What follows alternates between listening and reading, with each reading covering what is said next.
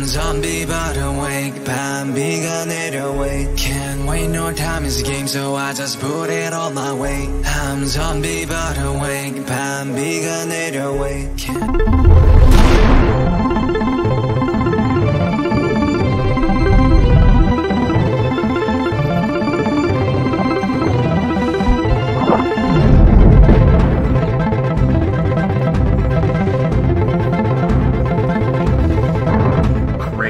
You're in the lab. Lee here. You saw that title too as well. We're talking about 8 new Mandela effects to blow your mind on this great American holiday. Some of these are going to be great American freaking Mandela effects for you to enjoy. Before we get this going, I want to give a shout out to first off Syn Cloud for her amazing work she's doing there on her channel. Y'all need to go show her some love. Hit that subscription button over there.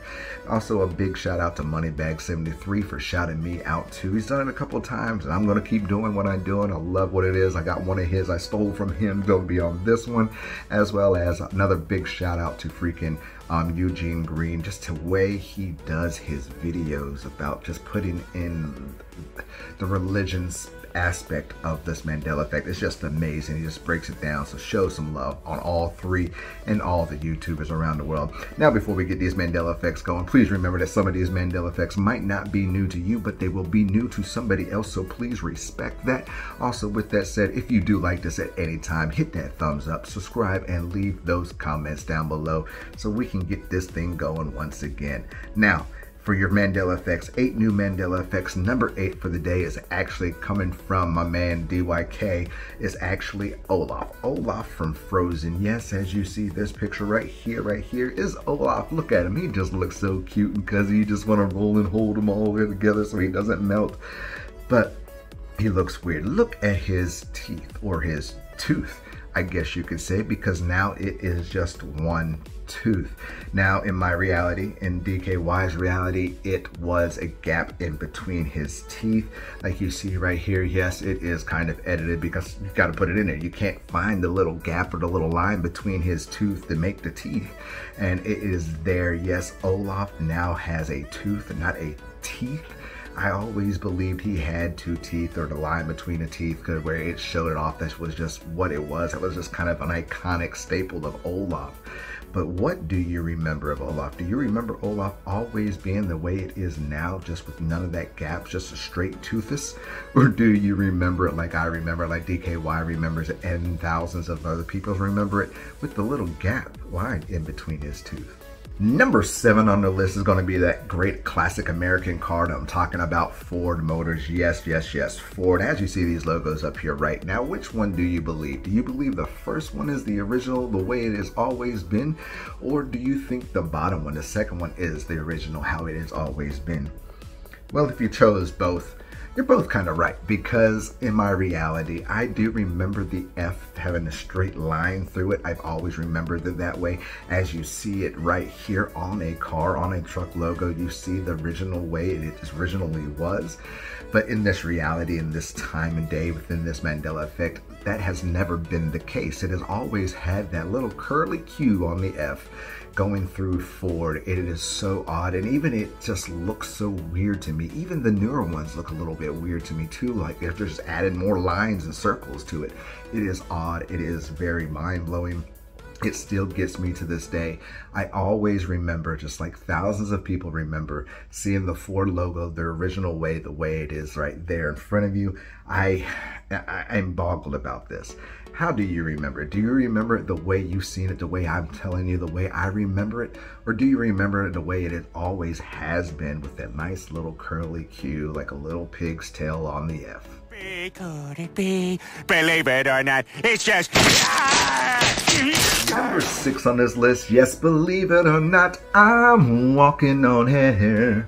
Yes, the greatest American hero, yes, and as I throw his picture up right here, does he look weird to you? Does he look very odd and suspicious, kind of blacked out? Yes, you heard me say blacked out. You see the black cape on my man right here. That is how it has always been in this reality. But in my reality, in Moneybags' reality, and many others' realities, we always remember his cape being red. Yes, a red cape. He always had a red cape. People were running around watching this TV show, talking about they watched it, running around in their red cape. As you see it right there, even the toy for the Lego has the red cape. It is odd to me. It is weird to me. This is one of those television's iconic shows of a regular guy being a superhero that was clumsy about it. And it was so mental and so memory in kids' minds because we ran around in this red cape. But what do you remember? Do you always remember the cape being black the way you see it now? Or do you remember it being the way I remember it, Moneybags remembers, and many others remember it being the red cape? Number 5 on this list is a new Mandela effect for me. I noticed this one the other day as I was watching it through my trip, and the scene where he walks into the president's office, who is played by my man Kevin James, and you see it and he's talking about, and he shows the computer about how Gallica has came down and kind of destroyed Guam. And in that scene, I remember Adam Sandler looking at that and saying, man, what kind of mushrooms did that guy put on our pizza? Well, he's never said that. Listen. Where do you know that from? Can you freeze it? Yeah, hold on. Go in tighter. That can't be real. Okay, so you're seeing the same thing I'm seeing. What kind of mushrooms did that guy put on our burger? What kind of mushrooms did that guy put on our burger? Now, and me as a psychonut, as a psychedelic person who has consumed mushrooms many a times, I wouldn't put mushrooms on a burger. It would put mushrooms on a pizza. It's also a pizza joke within that, if you don't know that whole conspiracy theory. But I always remember Adam Sandler saying, what kind of mushrooms did they put on our pizza? And him saying, what kind of mushrooms did they put on our burger just doesn't make sense to me. It boggles my mind, because if I'm eating mushrooms and I'm going to enjoy on some magic mushrooms, I am not going to put it on a burger. I'd rather put it on a pizza. And that's just would be me, and most people would rather put mushrooms on a pizza. But what do you remember? Do you always remember it the way I remember it? What kind of mushrooms did that guy put on our pizza? Or do you remember it the way it is now and always has been? What did that guy put on? What kind of mushrooms did that guy put on our burger? Number 4, halfway mark, we have to celebrate America. We have to go to good old Uncle Sam and his hat. Yes, Uncle Sam and his hat. And what's missing from his hat, as you see it, you're looking at him like it just looks awfully weird, don't it? Yeah, where are the stripes, the red stripes going down his hat? Where is the red period in his hat? I never remember Uncle Sam having that plain white hat with the freaking star going, the blue star on the top. I never remember it that way. I always remember Uncle Sam, yes, I want you, with the good old American flag hat. He had stripes on his hat. It striped down. It was the way you see it right there. There's evidence of it being the same way. If you look it up, it comes up the way we remember it. Never, ever was just a white with a blue wrap with a star. That just looks awful to me. It looks so bland and bare. It almost looks like the French Revolution. I don't know, but what do you remember? Do you always remember Uncle Sam's hat being the way it is now, with just being white with the blue stripe and the star? Or do you remember it the way I remember it, and millions remember it being that American flag fully all the way down, the red stripes going through it? Number 3 on this list, this one has been a Mandela effect for a while. It still boggles me too as well. It boggles my family. And I'm talking about the JFK assassination, and I'm talking about the car itself. Now, as you see this car right here, does that look right to you? Does that look right to you? Yes, the 2-seater. Yes, them in the back. Driver's seat, 2-seater. That is how I remember the vehicle. That's how I remember seeing this when I was growing up. Knowing it happened after my birth, when I was born, but I remember this, and I remember it because it was one of those big things. I always remember the car being basically a 2-door car, a 4-seater. It's just the way it is. You had the president and his wife in the back, you had the driver and the bodyguard in the front. But, you know, in this reality, it's not that way. It never has been the way. Apparently, it was a 6-seater car. You had the presidents in the back, you had the vice president, whatever, in the middle, and then you had your driver and the bodyguard in the front. It is totally odd and weird to me. Millions of people remember this thing, and remember this because it was an historical moment in history that JFK's car was a two-door, two-seater. And that is what I remember. And the crazy thing is, I was going through is trying to find evidence of the two-seater, just even that. And I went to The Simpsons, and well, The Simpsons have been changed in this Mandela effect too as well. As you see, there is 6 people in the car. It is a 6-seater. It's sad. It's hard to imagine why and how and what's going on in this world with this one. But what do you remember? Do you remember JFK's car always being the 2-seater or the 4-seater with the 2 doors, just them in the back, driver and the bodyguard? Or do you remember it the way it's always been in this reality as being that 6-seater, basically 2, 2, and 2? Number 2 on this list, we're going to Scooby Doo. Where are you?